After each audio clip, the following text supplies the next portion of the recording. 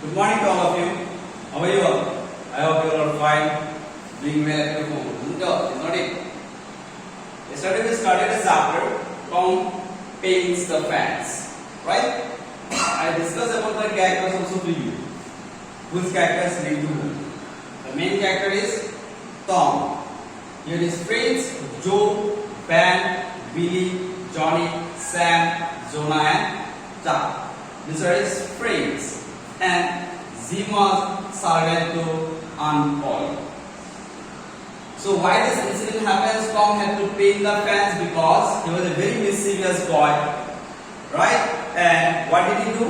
He lifts with his arm, he misses his school and darts his cloth. Therefore, Aunt Polly punished him to paint the fans, right? We have learned about how he tried to involve in the chapter will come to know how this character known as Tom, he will involve his friends in whitewashing the whole fans without himself getting involved in whitewashing it. This chapter will tell us about this. Okay. As we come to know that he asked Zeke initially to help him in whitewashing the fans, but Zeke said no to it initially, but at last he said okay, but by the time Aunt Polly came and bathed him and made him to go to fetch water. Zeke not to do anything but to whitewash the fans. He took his brush and was whitewashing the fans. At that moment,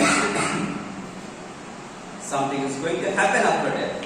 What is going to happen? Which will be going to happen? Would come to know.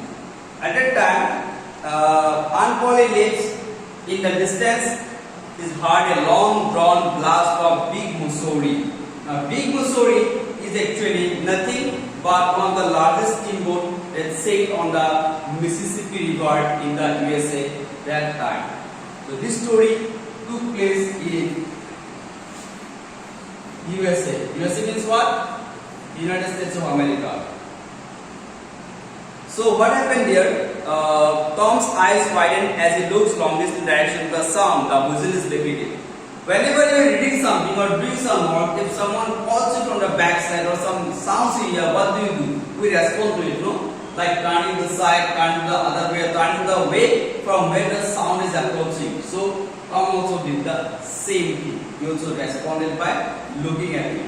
That time what happened, you see?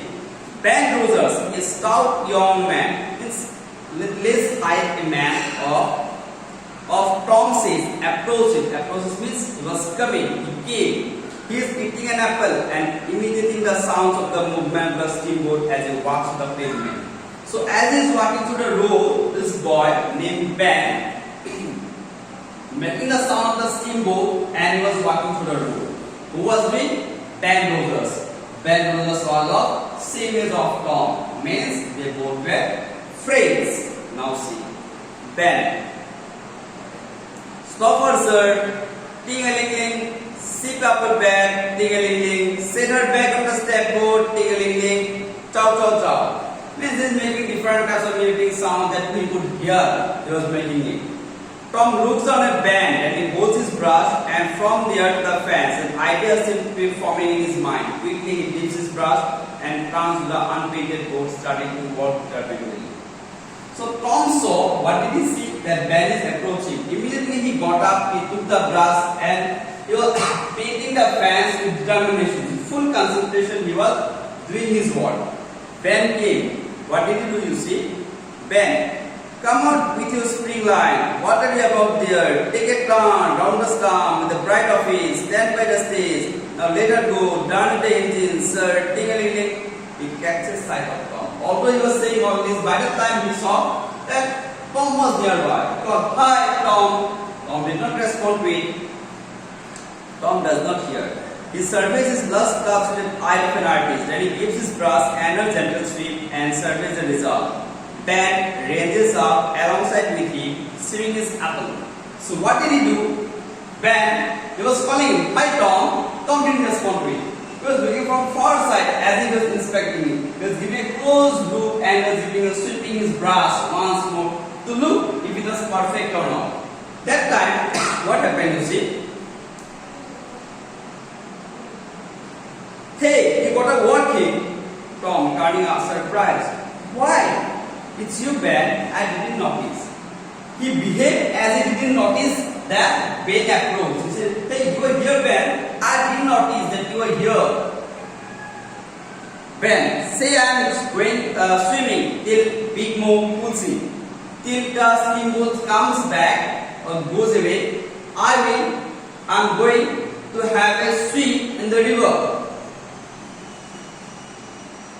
Don't you wish you could come along with us? The man said, couldn't you come along with us to have it or going for a swimming? He takes another bite of his apple. By that time, he was having the second bite of his apple. Tom stares at the apple, then forces his eyes away because he wanted to have the apple. They couldn't say also. He was staring at the apple, then he forces his eyes away from the apple. Tom carelessly, what do you call wall? Why was it his pants? It suits Tom, sir. He said, what do you call wall? Which one do you call wall? The wall which Tom serves white wall. That is only a wall which I do. Proudly you say.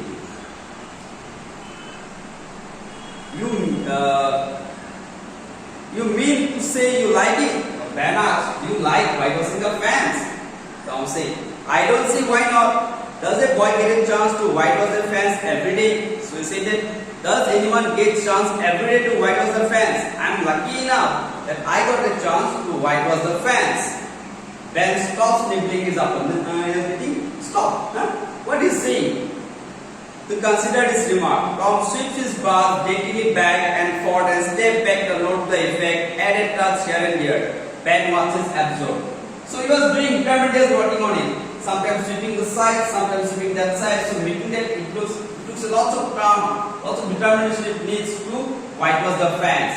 Who is behaving this way? Tom was behaving this way. In front of whom he was behaving? He was behaving this in front of Ben.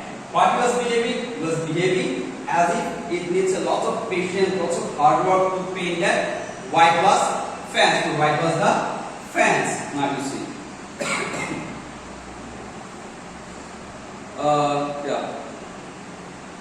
Ben, say Tom, let me whitewash a little. So Ben thereafter he asked, hey Ben, hey Tom, will you let me whitewash the fans a little bit? Now you see. Shaking his head. No, it would not be right. Ben, you see, Aunt Paul is awfully very particular about this fans. He didn't allow anyone. She only allowed me to paint the fans. It's got to be done very carefully. Anyhow, anyone cannot do it. Someone with expert advice only can do this one. I reckon that there is not one boy in 1,000, maybe 2,000 that can do this way. It's got to be done. You say that? I hope one among 1,000 or maybe one among 2,000 boys only can do this one perfectly. No one can do this one perfectly like I used to do. Now see. Ben, oh come on now. Tom, let me just try. See, I will give you the core of my apple. Desperately. Alright, I will give you all of it. So say that will you give me the whitewash? Come on, please give me. I will give the core of my apple. How much is left of that much I will give it to you. No. How much core, middle part? No. All I will give you. You want to give the whole part of apple? How much is left of with you? With whom? With Ben. Whom does he want to give? He wants to give it to Tom. Now see. Why does he want to give? To whitewash the fans. Now see. Acting as if he did not want to, Tom gives up the brush and takes the half-eaten apple. Ben starts to whitewash. Tom sits on the unturned barrel and takes a luxurious bite from the apple. So what he did, by the time he made Ben to walk there, he sat on the empty barrel, he was sitting on it and having a bite from the apple in a luxurious way, in a very relaxed mood. He was enjoying his time. By the time Ben started to whitewash the fans. Means he involved Ben in whitewashing the fans. Now see. Tom, now be careful Ben, I am risking an awful lot just to let you do that. You also making him aware that it's a very risky job. Only I am allowing you to do that work. So be very careful while you are doing that work, doing that piece of work. I will be careful, Tom. I will do just like I just saw you doing. Lord Almighty, watching the old Mussoorie coming in is not beams compared to bees. You say that. You see, like just now you have done, no less strokes you have done. That only I will do this one. Don't worry, I will do it in perfection. Who said this? Ben said this. Whom did he say? He said this to Tom. Next, you see. Once more a distance, the big Mussoorie sounds in whistle. Tom looks up anxiously. Ben does not even notice. Soon, Joe Harper races in carrying a kite. By the time this big move, means the steamboat, came back to his place, they could hear the whistling sound of it. Although Tom hears it, Ben did not hear because he was so determined he was working on it. By that time, another friend of Tom named Joe, he came in. His name is Joe Harper. Joe Harper came in. He was getting a kite along with him. Joe said, "Say Tom, you hear Big Mo since rounding Porter's Landing. Suppose we cut the hill and follow her up to the shore. Let us go. We'll go to our place and did you hear the Big Mo sound and steamboat sound? Did you hear? Let us go and we'll go up to that place. We'll cut short our time." Tom, some other time, Joe. Me and Ben got more important things to do than watching steamboats. Say that we have many important work to do. Ben and me, we are doing very important work than watching the steamboats. We'll go another day. Who said this? Tom said this. To whom did he say? He said this to? He said this to Joe. Who was Joe? Joe Harper was Tom's friend. Next you see. Joe puzzled. What are you doing? That is so important. What important thing you are doing? Next you see. Tom said, "What was it?" See, Ben is doing. Joe, what was it? What do you want to do that for on a Saturday? On Saturday, weekend day, you are working here. That also whitewashing. Ben proudly. What else can you get a chance to whitewash a fence? Would you get a chance to whitewash a fence? Who said this? Ben said this. Say this to whom? Ben said this to Joe. What did he say? When will you get a chance to whitewash a fence? Like I got a chance. Joe, who wants to whitewash a fence? Who wants to whitewash? I don't want. As if you don't want. Tom, that's all you know. Joe Harper. Even whitewash one. Okay, that was all you know. Have you ever whitewashed? Did you ever whitewash any fence? What is the answer? No. What's so special about it?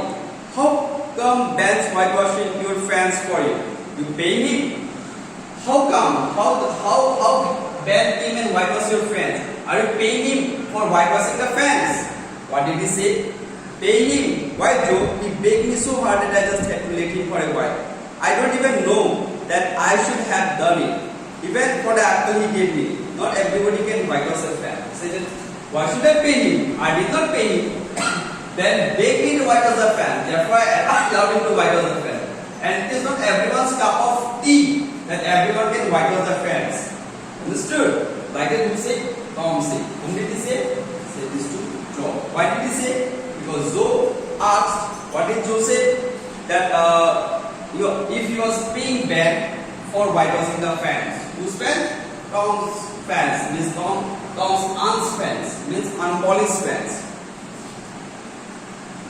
So I can whitewash a fence as good as Ben. Now Joe said, I can also whitewash the fence. How Joe had whitewashed the fence, I can paint better than him. So he also got trapped in Tom's web. How you see? Tom, well, I don't know. Besides, I just told Ben that he could do a little while. I can't turn around and take the brush away from him. Can I? You can do, but thing is that how can I say Ben not to whitewash? Because I already allowed him to whitewash 2 minutes ago for some time. How can I ask you to do? So what did he say? You see, I could run home and get a brush. If you allow me, I can go home and bring a brush. Papa has got one. Tom, I'm not sure you could do it like it ought to be done. So I don't know if you can do better than me how it is to be done. I said, okay, I will give you my kite. What did he say? Okay, I will give you. Joe said, Tom, I will give you my kite. And Tom said, okay, well, you can do it. Okay, next you see, Joe hands his kite Tom is now sitting in the barrel holding the kite. Joe and Ben stand side by side whitewashing the fans. So both Joe and Ben, they were whitewashing the fans.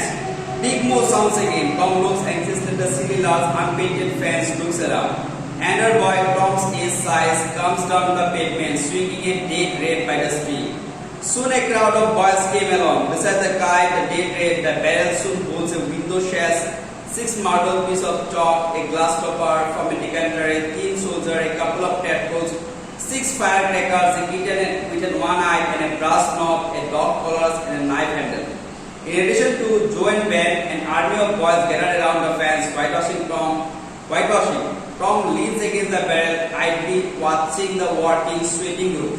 Means what happened? By the time a full group of boys came and they started giving him different things just to whitewash the fans. He also allowed them on the basis of the things that he received from them.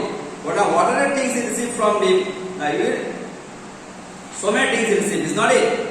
He received a kite, marbles, firecrackers, a doorknob, a dog collar. All these things items he received from his friends. Understood? Now some questions comes up here in this week. First question is, who was Ben? Why did you want to whitewash the fans? Who was Ben? Ben was the friend of Tom. No? Why did you want? Because Tom convinced him by saying that it is not everyone's cup of tea. Everyone can whitewash the fan. It is loss of attention. Therefore, he got convinced and he wanted to whitewash the fans. How did Tom involve his friends in whitewashing the fans?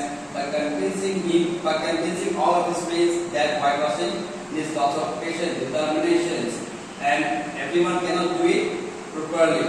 Therefore, everyone wanted to do the best use of this one. Next, again, question arises out here.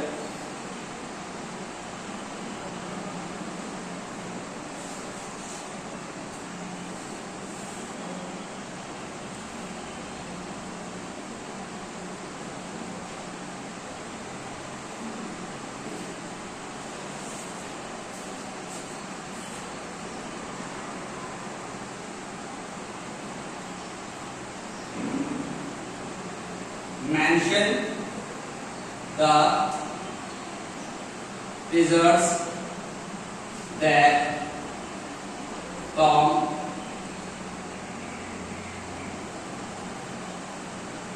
collected from his friends. So 3 questions you got. Last one is mention the treasures that Tom collected from his friends. After this much, I will stop up here. I hope you will complete this much. Thank you for today.